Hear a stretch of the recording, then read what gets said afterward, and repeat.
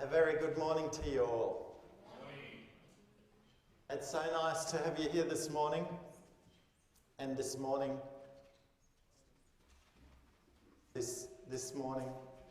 I promised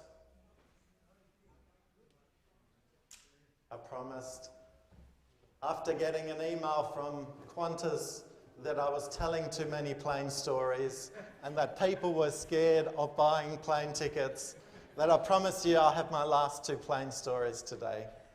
I hope that I don't scar you all for life, but it was Sherry Peterson who arrived late to her gate in Honolulu.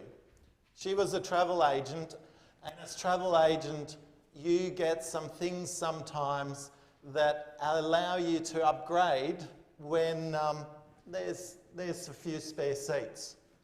And this particular day, she was asked to just wait behind because the plane was actually quite full, but the United Airlines, who were flying this particular flight back to Sydney, they said, look, there might be a chance of upgrading you. We've got a few business class places that we think might be spare, but if you wait to the last minute, then we can just confirm that seat for you.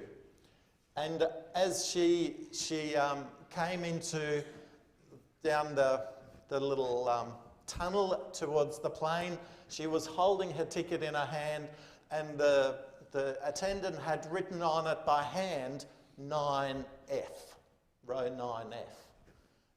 And so as she hopped on the plane, she was the last on, and she got to her seat. She was so looking forward to getting onto the seat. You know, in business class, you can actually put your feet up I mean, these days it's even better than, this was back in 1989, but even back then you could lie your seat right down and the footrest would come up, you know, not like a nice lounge chair. And so she was really looking forward of getting into her seat. And just as she was about to get to her seat, here's a man sitting in her seat. And she's like, what do I do now? I've got my ticket and it's got handwritten 9F on it. And she said to the gentleman, sir, would you mind just double checking your boarding pass to make sure that you're in the right seat? And he didn't want a bar of it. He was like, sorry lady, I'm in the right seat, move on. And the stewardess sort of seeing what was happening and she was like, what do I do now? But the stewardess just came over and she said, ma'am, can I help you?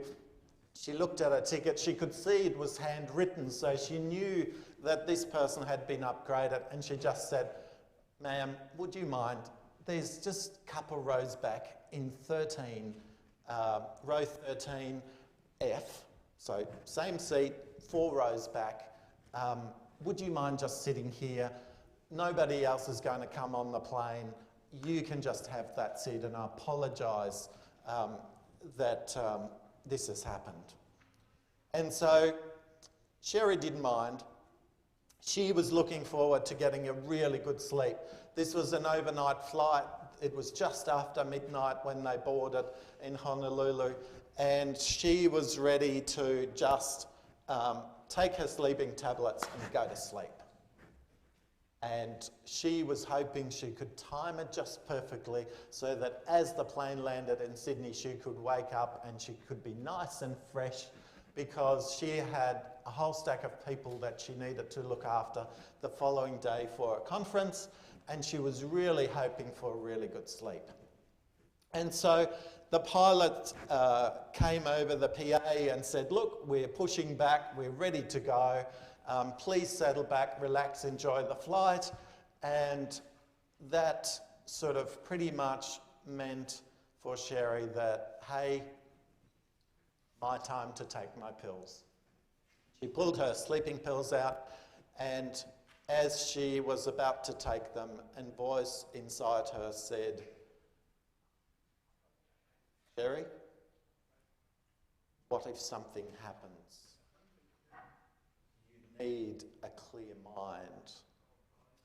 And she said, this is really strange. Like, this is my routine. Whenever I fly, I make sure that I just settle down.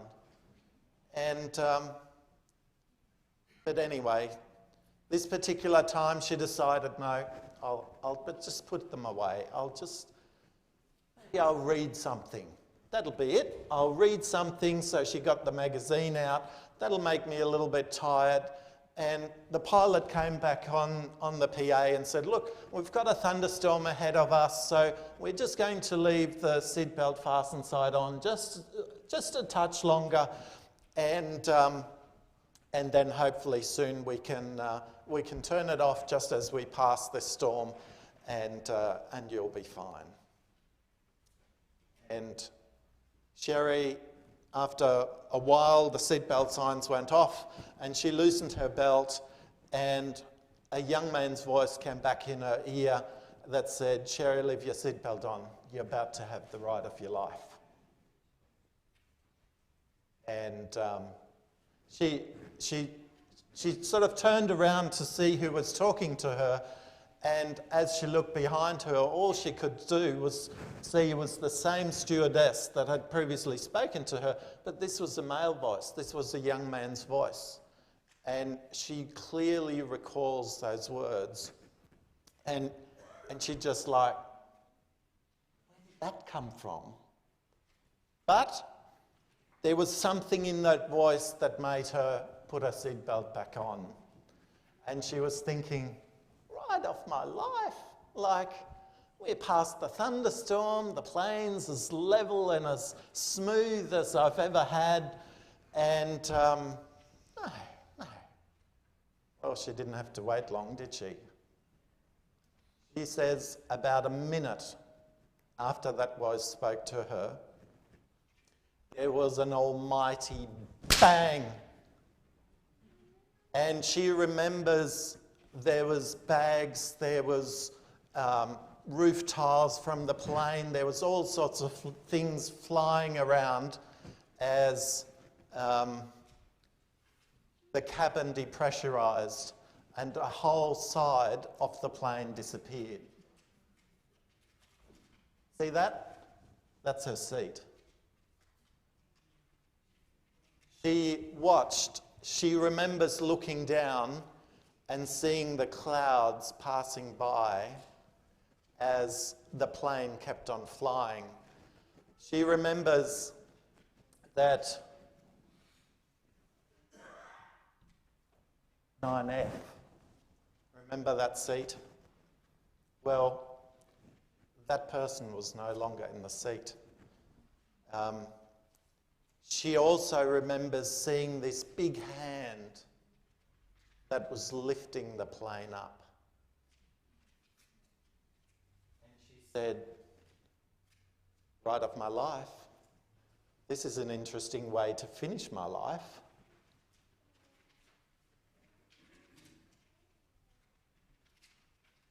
Captain David Cronin knew something had happened. Something major had happened. Oh, I forgot to mention one thing. She could actually sort of look out and somehow, and I'm not quite sure how, but she could see the two engines that were on that side of the plane, they were actually on fire. So here you are, Boeing 747, two engines are no longer working, the other two are still working. So the pilot obviously heard the bang, didn't know exactly what was going on, but he sent, there's 3 people in the cockpit, so he sent one of them down to go and see what went on, whether he can see anything. His instruments were going a bit funny. He was a really experienced Air Force pilot. Anyway, the engineer went down and came back white-faced. The engineer had never seen a plane in the state that this one was in. So knowing that they had a big hole in the side of the plane, they decided to bring the speed of the plane down just above stalling speed, which is about 250 knots for those planes. So Sherry remembers that she was really, really calm. She remembers people screaming around her, but she had a calmness inside her that very few times in her life she'd experienced before. For those of you who remember this particular incident, what the investigation later found was that the loading door that was underneath this part of the plane, so big door that opens up, the latch had failed and had ripped the door off and had ripped part of the plane off as well. But she remembers just sitting there and going, I wonder whether we get back to Honolulu. I wonder whether I can actually turn my life around and make something out of my life that I've missed to do so far.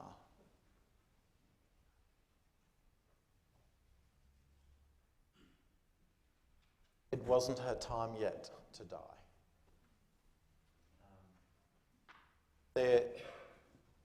The pilot managed to land the plane back in Honolulu after some time, after dumping some fuel and flying very carefully. And the cabin crew managed to evacuate the whole plane in 90 seconds, which I think back for those planes, that's pretty much a record as well.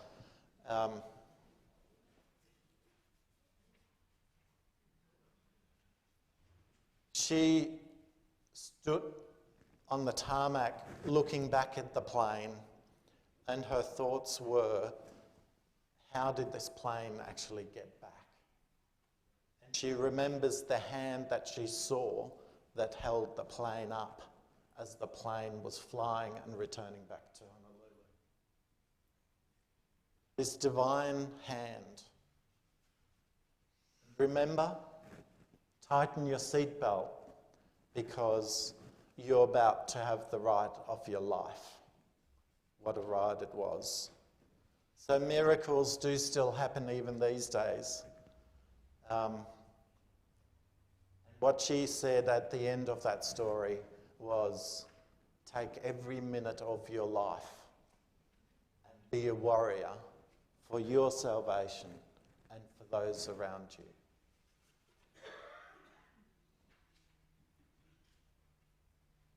Johnny Moore is a religious liberty advocate in the US. He works very closely with Ben Carson, and he tells the story of a number of years ago when he just finished seminary, so his studies, and one of his friends said, you need to come to India with me because over there we've got a college and there's 2,000 Bible workers that are about to graduate. You need to come and see this.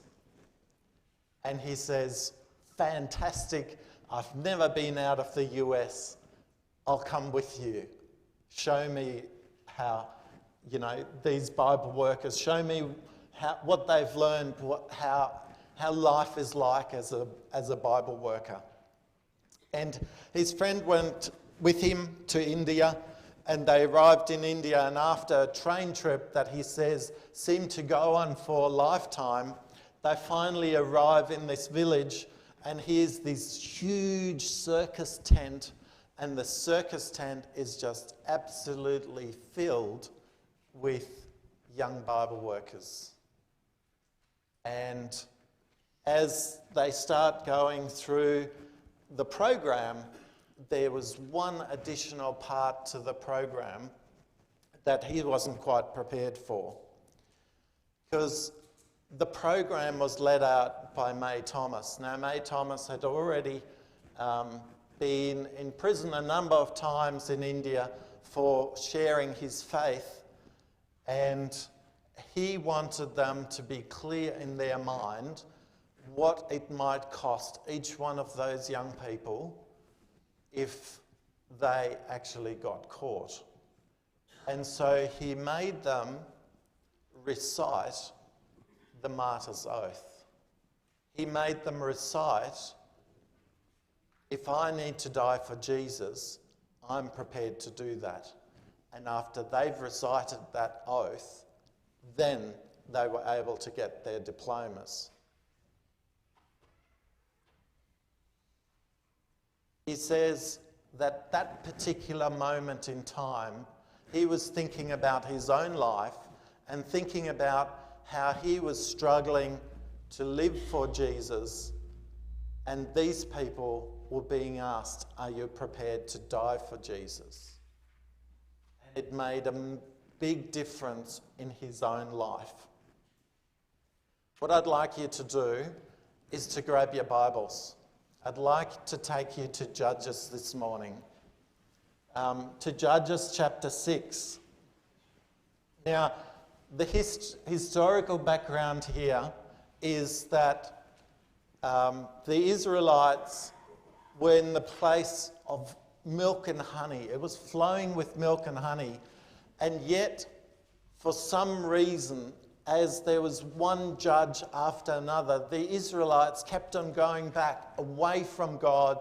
Then a judge would rise up, they'd rescue the Israelites, and then over time they'd fall back into their old ways, and another judge would come and rescue them again.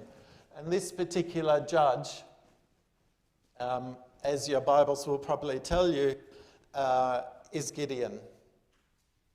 And Judges chapter 6 verses 1 to 5 says, the Israelites did evil in the eyes of the Lord. Now some versions will actually say, did evil in the eyes of the Lord again. Does anybody have a version that says again? So again and again they were falling back into the same trap. And for 7 years, God gave them into the hands of the Midianites because the power of Midian was so impressive. The Israelites prepared shelters for themselves in mountain clefts, in caves, in strongholds. So here we are. We've got Israel living in the land of milk and honey, and they need to hide away from the enemies that have been allowed to come into the land. Because of why? Because they weren't doing the right thing. They were worshipping God. Who were they worshipping? Oh, you need to speak up, sorry, I'm deaf. False gods, yes, Baal.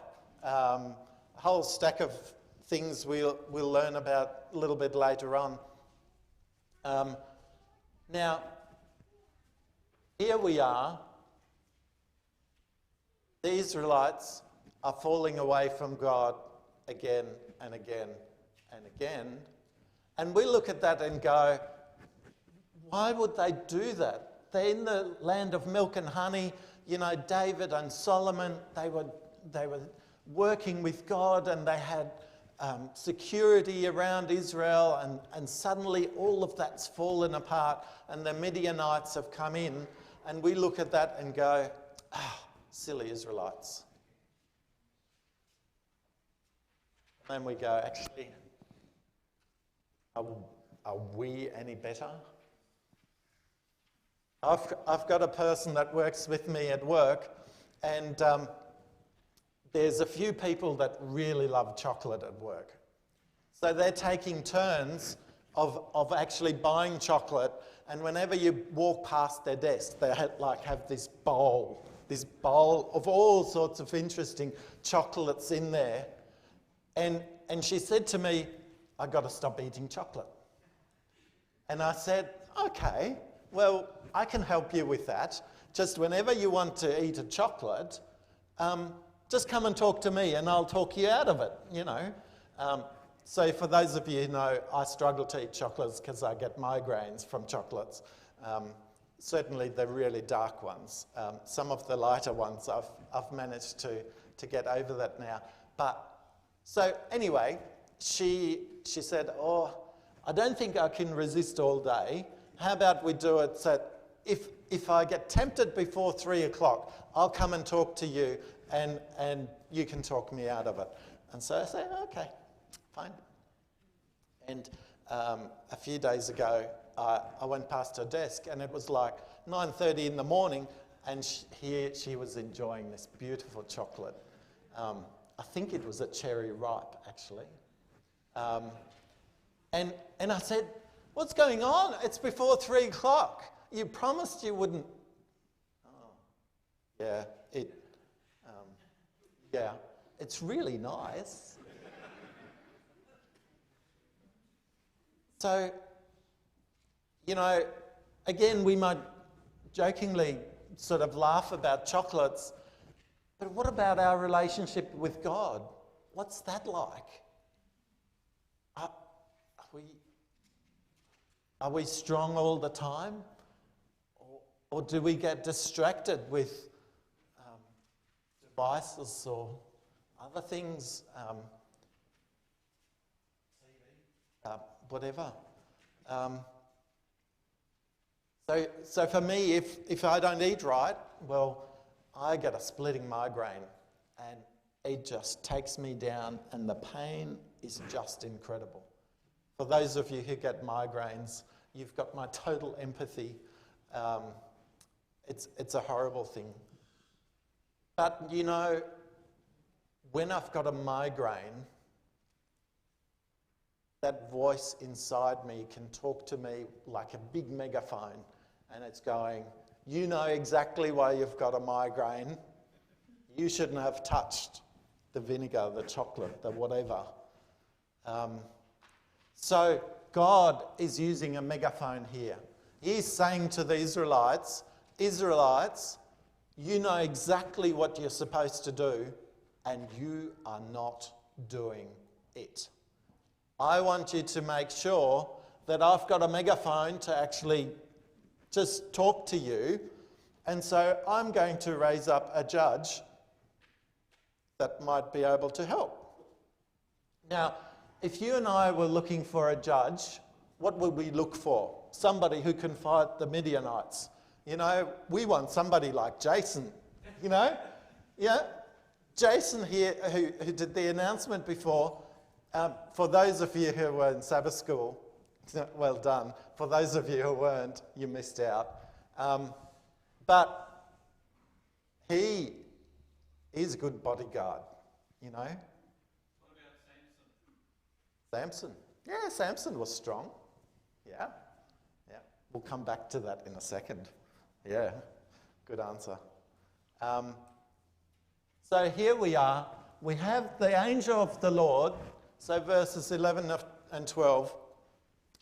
We have the angel of the Lord come and sat down under the oak in Ophrah that belonged to Joash, the Abiezrite, where his son Gibeon was threshing wheat in a what?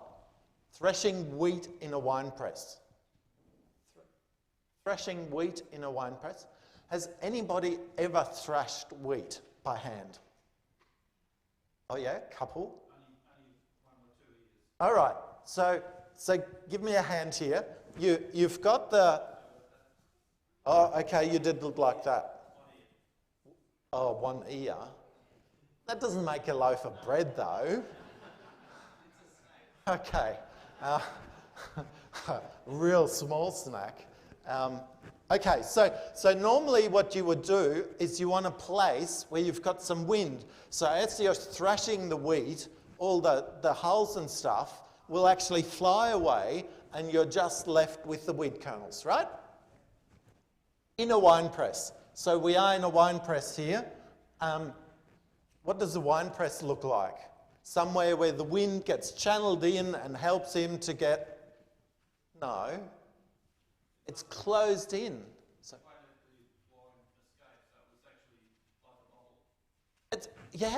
it's closed in. So it would have made the job so much harder.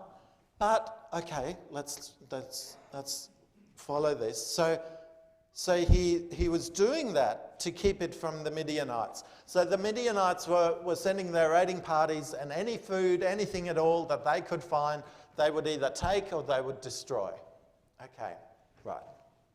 So they were struggling. He was hiding. And the angel of the Lord appeared to Gideon and said, "The Lord is with you, mighty warrior." Now, Gideon, was he a mighty warrior at that point in time? No. I actually think he was a bit like me. I think he was a total chicken. Gideon felt weak. He was unable to see the future. And as we just go on a little bit, we actually find that even more.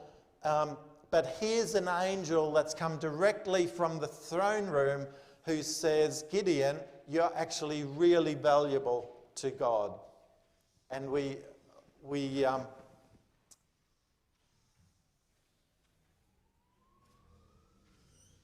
need to think about Gideon for a second, because obviously he wasn't just sitting idle doing nothing. He actually was working very hard, even though it made his job even harder being in a wine press. But at least he was prepared to work, and was probably in a way a little bit like Daniel, where he was prepared to stand up for what was right. How many of his family were worshipping God? How many? What's that? His father certainly wasn't. No. Nobody. How many of his friends were worshipping God? No. He was on his own, but he was prepared to stand on his own. So, when Gideon expresses his concern, slide out of turn. When Gideon expresses his concern, he says, "Pardon me, my Lord, but if the Lord is with us, why has all this happened to us? Where are all his wonders? What are the wonders that our ancestors told us about what they said? Did not the Lord bring us up out of Egypt? How now has the Lord abandoned us and given us into the hand of Midian?" Who's he blaming? He's blaming God. Who's the last person he should blame? God. Yeah. The Lord turned to him and said, "Go in the strength you have and save Israel out of Midian's hand. Am I not sending you?" So, to me, Samson, you mentioned Samson before. So he was strong. Whenever somebody tried to hold Samson down, you remember all sorts of things were tried and he would just break whatever they put on him, whether chains or anything else. He managed to break that. So he was strong. He managed to do exactly what God wanted him to do. Did he get to his full potential? No, Samson didn't get to his full potential.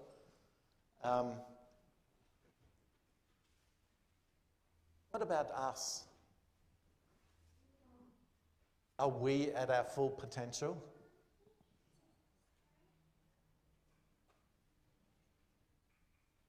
How many times do we say, especially as a parent, how many times do we say, "No, that's not possible"? There was a study done, and the study reckoned that there's probably, in the first 10 years of a person's life, there's probably 10,000 no's that a person hears. And then when we think about, I want you to think about yourself, how many yeses, how many things did you actually hear that encouraged you to do something in that same period?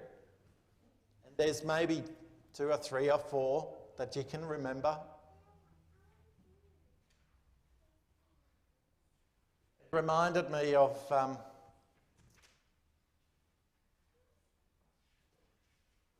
Caden came to me a little while ago and said, you know that hymn board?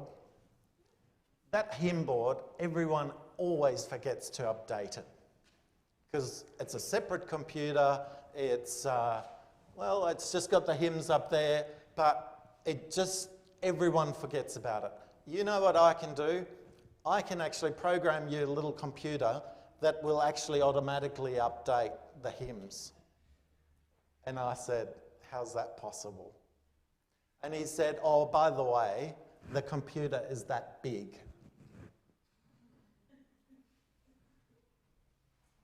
I must say, I had my doubts. Sorry, Caden, I'm just being truthful here. But now, what happens is when we sung a song, it disappears off the board. The sunset time, it goes on the internet, finds out what the local sunset time is, and displays it on the screen. The little computer just sits behind it, and it's that big.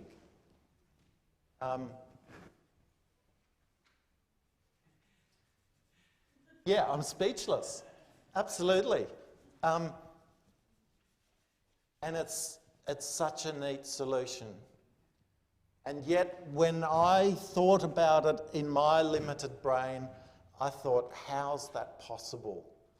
Coming from a generation where the computers had to be, this big, and there was no way that would fit in behind there. So here we are with Gideon, and he's looking down a barrel of saying, Lord, how can this be? I cannot see the path that you've actually plotted out for me. And I want you to think about your life and whether you can see the path that God has plotted out for you individually. Do you know where God is taking you? Do you know where the opportunities are? And if you don't know, you need to come tomorrow morning at 9:30. Because the opportunities that Sunday a month ago, that was really our first time that we've gone out to our local community and helped them. And I saw Delna before. No? Oh yes, there she is. Now Delna, the lady that we had, wasn't she amazing? Did we learn more from her than what she learned from us? Absolutely. She was an amazing lady. She couldn't clean her windows, and so that's what we did for her. Oh, Faye, yes. Faye, you were with us as well. Yeah, we cleaned her windows for her, but we gained such a rich blessing from just being with her and talking to her. So please, if you've got any doubts as to what God's got in store for you, come tomorrow morning. We just need people who can talk. So as long as you can talk, then please come. Gideon was still unsure, and he wanted to actually be very clear that he understood what God wanted him to do. And what was the outcome of Gideon's story? Did he get to his full potential?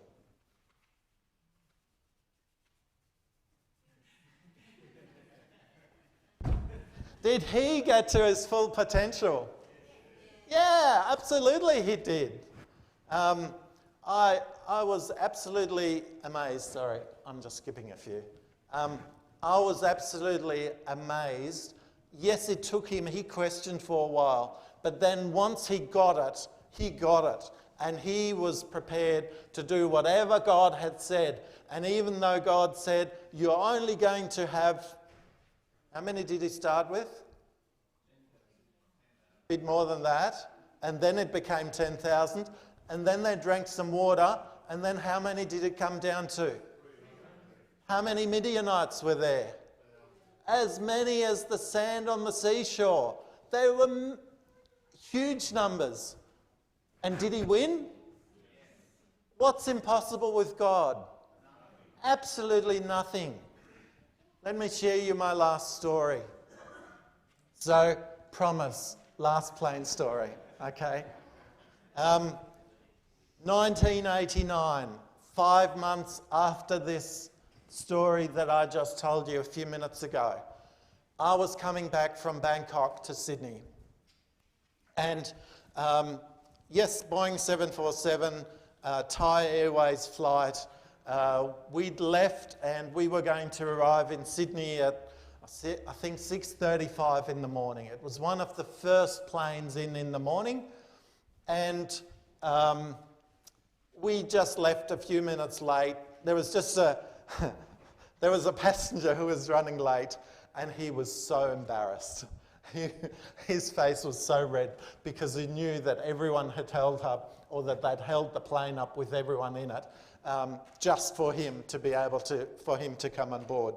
Anyway, I'd been to an international youth congress in Barcelona where 5,500 youth came together to have a congress together.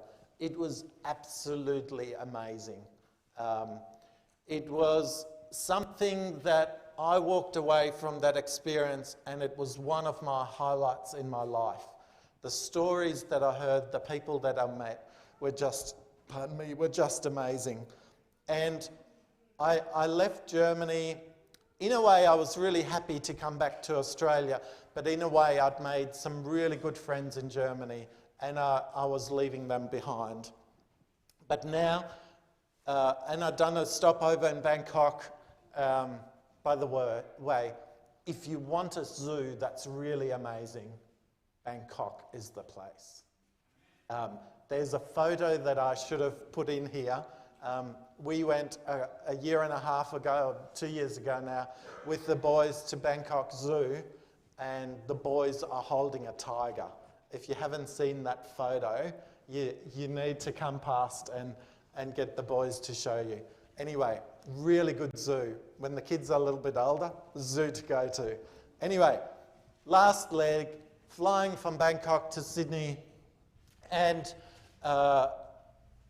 it was one of those flights where as you're coming into Sydney, because it's early morning and the skies were absolutely clear, and you come in from the north and you fly past the Central Coast, and you can start sort of picking out the towns off the Central Coast. And at the time I was living at Umina, and I could actually pinpoint exactly where my house was. And I went, yep, I'm getting close to home. All I need is a parachute and I'd be right now. Yeah, well, dangerous thing to say. The crew were packing away the last few things, and I think they were running a little bit late. They were rushing around, sort of stowing the stuff away. And I remember the steward sort of making a lot of noise in the galley as he was putting stuff away. And then the pilot said, cabin crew, please be seated for landing, you know, something like that. And his sort of broken Thai English, I love the voices. Anyway, everyone sat down, and we were going past the city. The city was on the left. Could see the Anzac Bridge. It was so close to home. I was getting really excited, and then suddenly the engine started screaming. We were starting to go up in the air. The whole plane was starting to shudder as instead of landing, we were going straight back up into the air. I remember the things that this crew member had so quickly tried to stow away. Some of the flaps fell open, the stuff was falling out. In the kitchen, there was just mess everywhere. And I remember as we were being pushed into our seats, sort of looking down, and the plane was turning to the right, and there was a plane on the runway, and we were probably, I don't know, a few metres above him. It was so close. And you go, God, why did that just happen? Why did we get so close? And this sort of thing is not supposed to happen at all in aviation. There's so many safety systems in place to make sure that this sort of thing doesn't happen, and yet every now and then it happens. And you go, God, why? And God talks to you and says, I have got something for you that I want you to think about. What is it with you? How's your relationship with God?